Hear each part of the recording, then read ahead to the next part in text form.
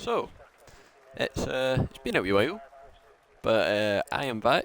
We are back for, I believe this is now round 10 of EIR Season 1. I am back after a lengthy break. We finally got a Monday off and I can do my job once again.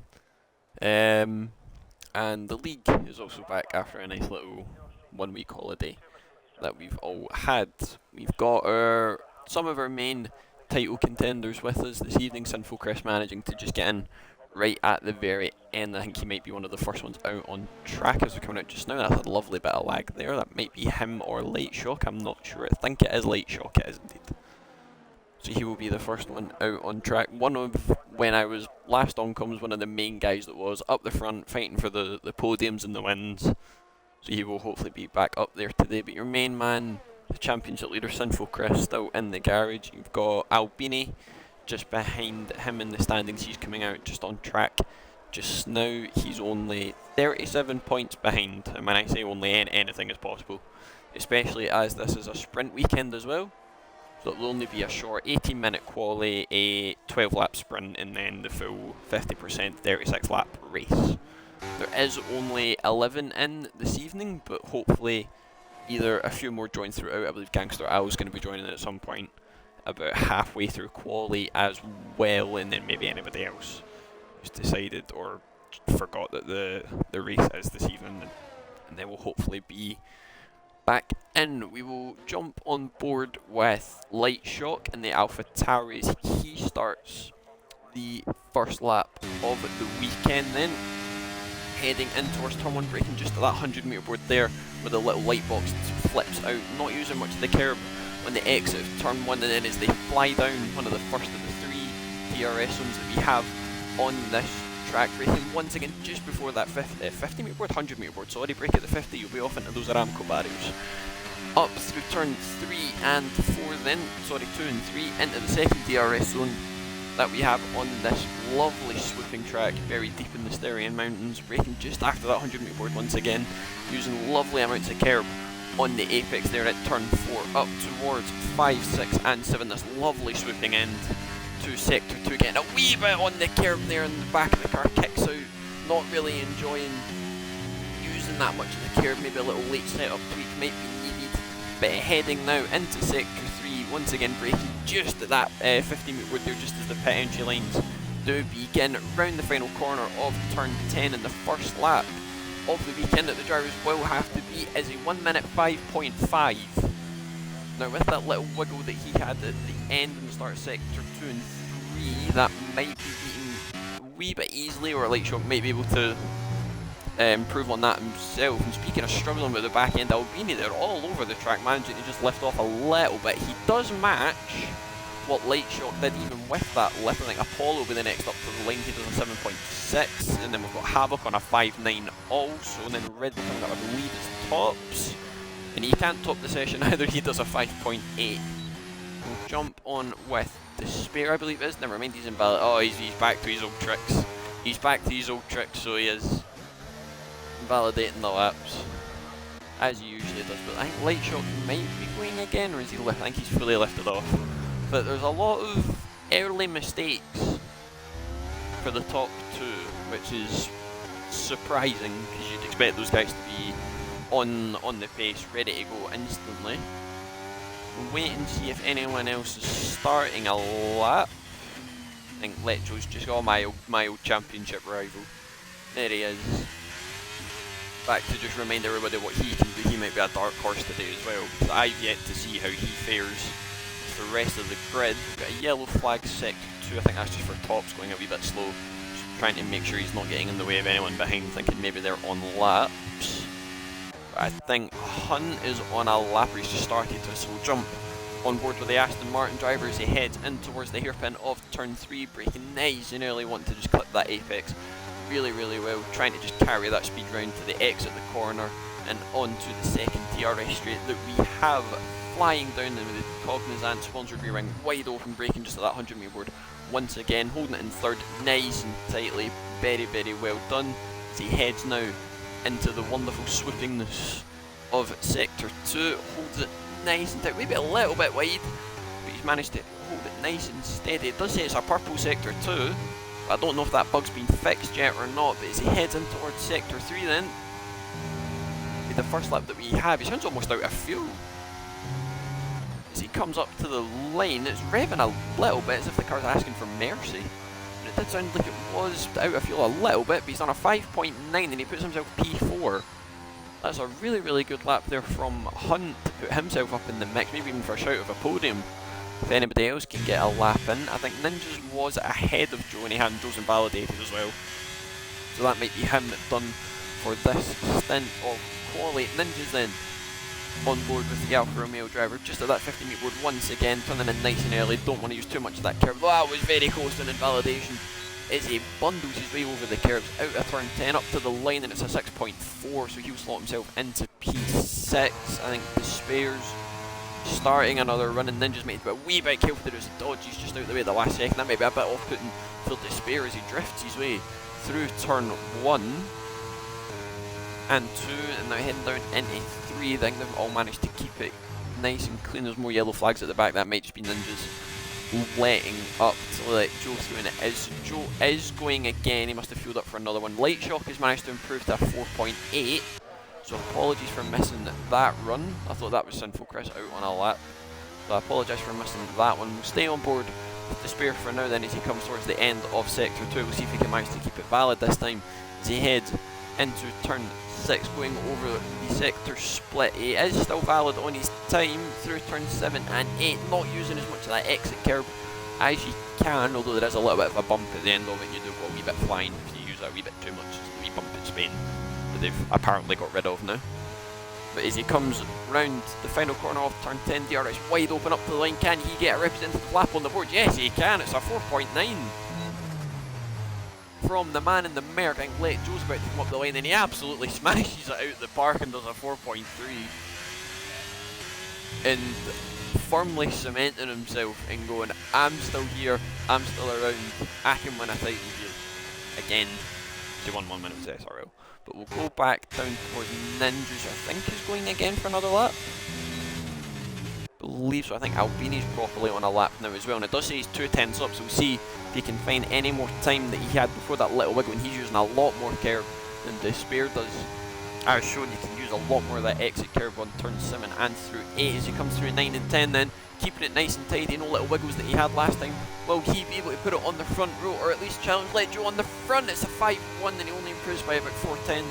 He can only jump up to P4, but he is still there in the mix, and with about 10 minutes remaining in the session, the next couple of laps might be a few more flyers. Despair coming into the pits to finish his lap.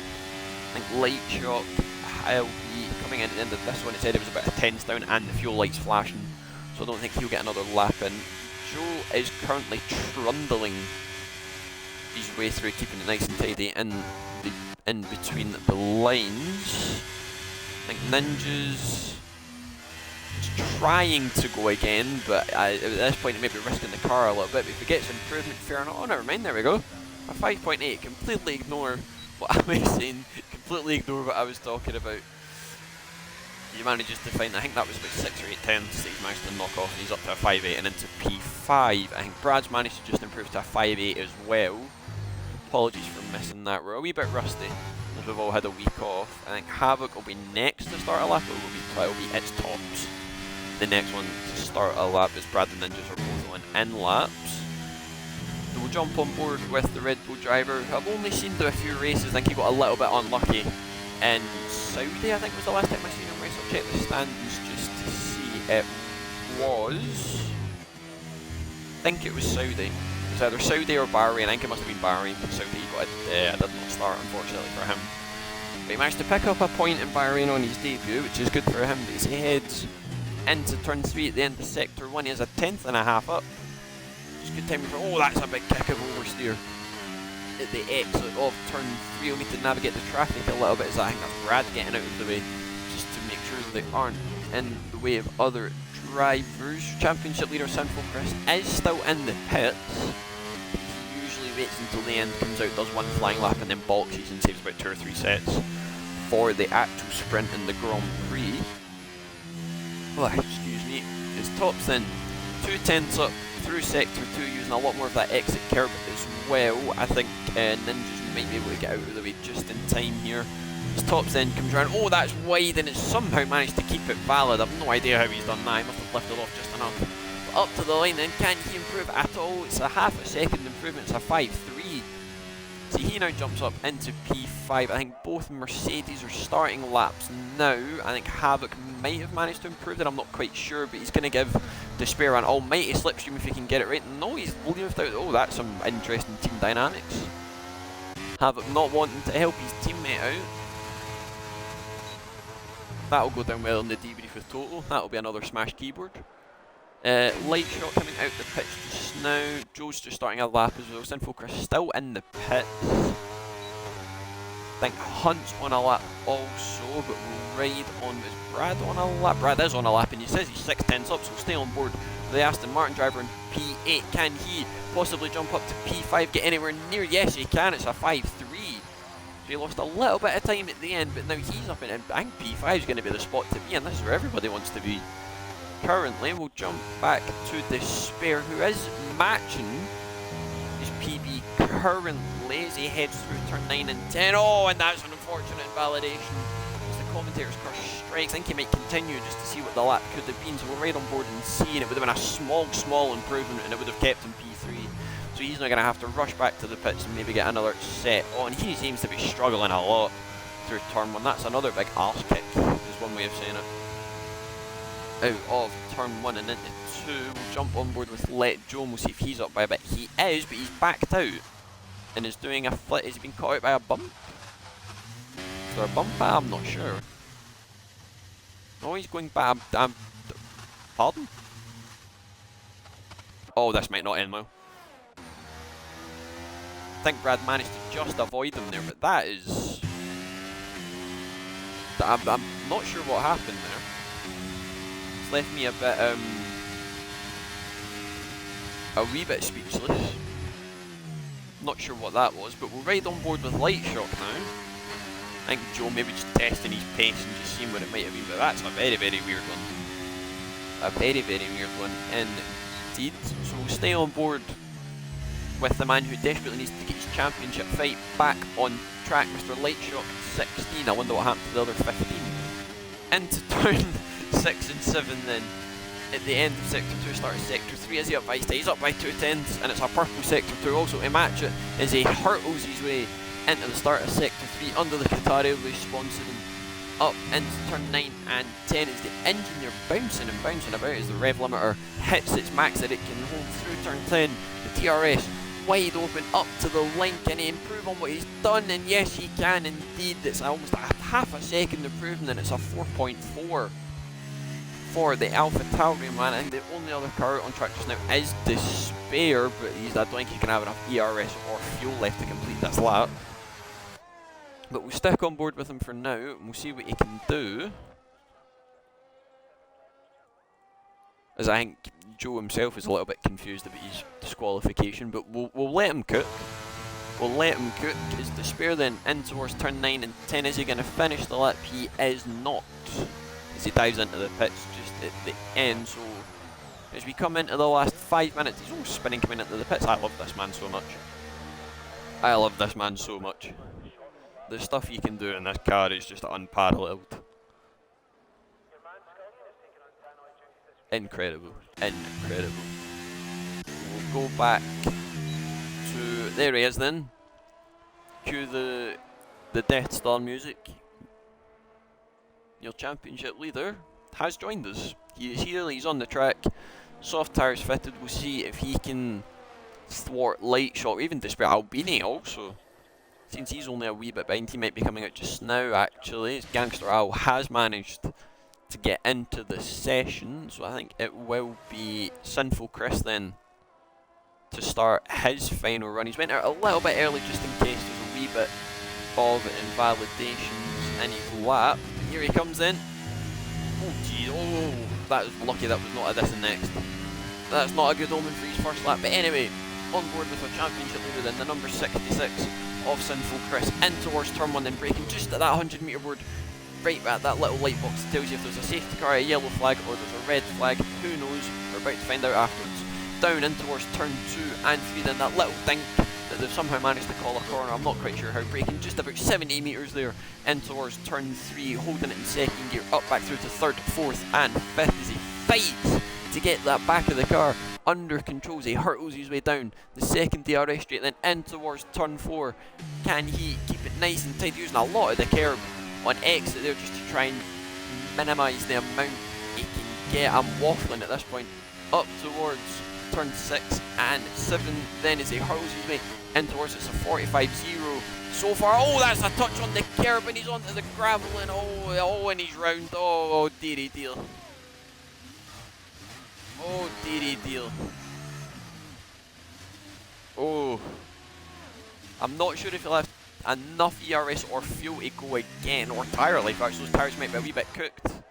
But I think Havoc, there is a Merc coming up to start a lap. I think that was the spare actually, so I'll jump on board with Ninjas since he's the next one up to the line. Can he get anywhere near the front?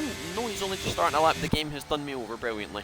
Nice. Hunt has also invalidated his lap, so I think that is him done for this session, or he's going again. I'm not quite sure. I'll wait and see once he's over. We have a Red Bull sideways. I think that is its tops.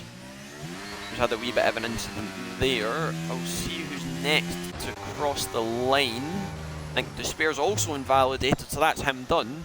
So can Albini find almost the 7 or 8 tenths that he needs to grab pole position? We'll jump on board with the league owner, who's almost a second and a half up as he comes through turn 10. Then DRS wide open up to the line. Can he improve on his 7.6? He can indeed, and it's a 5.5 from EIR Apollo, so he won't start any higher than P6. We'll jump to the McLaren behind of Albini, who's just starting his lap now. So I think it'll be Despair to come around next, but he's also invalidated this lap, so it might be a Dissy next. I'll wait and see once he's crossed the line. It's not, so he's just starting his now. Let me just double check what I'm looking for. There they are, there's the man I was looking for. There's Brad starting his lap also. They're all coming in there, I'm missing all of them, this is horrendous. Ninja's starting his lap as well, as Chris has called it a day and will start no higher than P10, and Gangster Al also just starting his lap just now, or was that, no, that was Chris retiring, never mind. Pun up to the line starting his now as well, so we'll go with its tops if we can get one. It's not tops, it's Gangster Al. Oh, this is a mare and a half. What am I looking for? Havoc starting his lap as well, so I think the first one across the line might be Apollo again if he can improve, but it says he's a second down on his Delta, so I don't think he will go any higher than P6. Up to the line, and that is the checkered flag falling now for the short quali session. We'll jump on board with Albini, who's invalidated his lap also, so he won't go any higher than P3 as he spins out over the line. Despair up to the line. Can he put any port on light shots? Plans, and he can. It's only a 4.6, so he'll only be the second row on the grid. Brad can't improve on his position either, so he's up to P4. I think it'll be Tops up next to the line. He's also invalidated his lap, so that's him done. Ninja's, I think, has almost run out of fuel up to the line, so he has nothing left. Hunt's had another spin. We'll jump on board with Gangster Al, who's also invalidated. So Havoc